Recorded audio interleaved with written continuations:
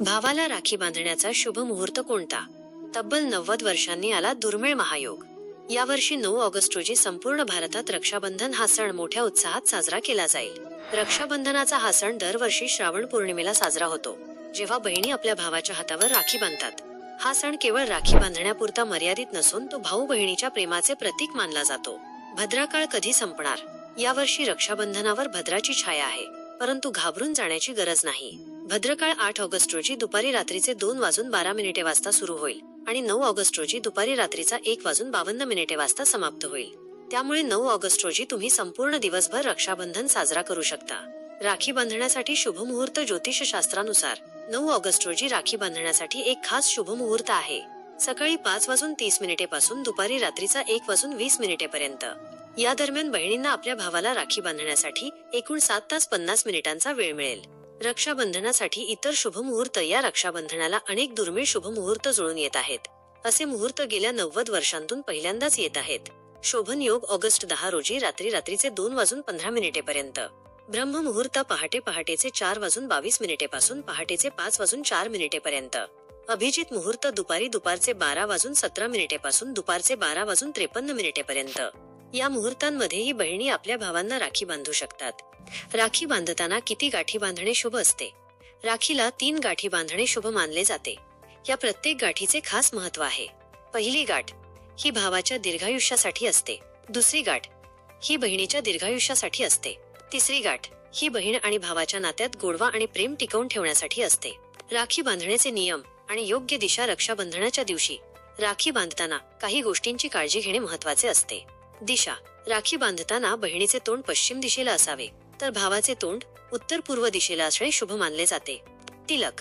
भावाला अनामिकेने करंगळी शेजारचे बोट तिलक लावून त्यावर अक्षत तांदूळ लावावे आणि त्याच्या दीर्घायुष्याची प्रार्थना करावी. मनगट. राखी नेहमी भावाच्या उजव्या हाताच्या मनगटावर बांधावी. हे नियम पाळून रक्षाबंधनाचा सण अधिक शुभ आणि खास बनवता येतो. रक्षाबंधनाचा शास्त्रीय विधी आणि साहित्य. रक्षाबंधनाचा सण साजरा करण्यासाठी येथे शास्त्रीय विधी आणि त्यासाठी लागणाऱ्या साहित्याची माहिती दिली आहे. लागणारे साहित्य: राखी, कुंकू, अक्षता, पाण्यात ओल्या केलेल्या, निरांजन, मिठाई, एक ताट किंवा ताम्हण. डोक्यावर घालण्यासाठी टोपी, फेटा किंवा रुमाल. विधीची प्रक्रिया. सुरुवात: रक्षाबंधनाच्या दिवशी सकाळी लवकर स्नान करून स्वच्छ व्हावे. घरातील देवदेवतांना नमस्कार करून त्यांचे आशीर्वाद घ्यावेत. साहित्याची तयारी: वरील सर्व साहित्य एका ताटात किंवा ताम्हणात व्यवस्थित ठेवावे. देवपूजा: हे ताट घेऊन देवघरात जावे आणि आपल्या कुलदेवतेला किंवा बाळकृष्णाला एक राखी अर्पण करावी. स्थान निश्चिती: राखी बांधताना भावाचे तोंड पूर्व दिशेला असावे. असे मानले जाते की यामुळे सर्व देवतांचे आशीर्वाद मिळतात. डोक्यावर वस्त्र: भावाने डोक्यावर टोपी, फेटा किंवा रुमाल घालावा.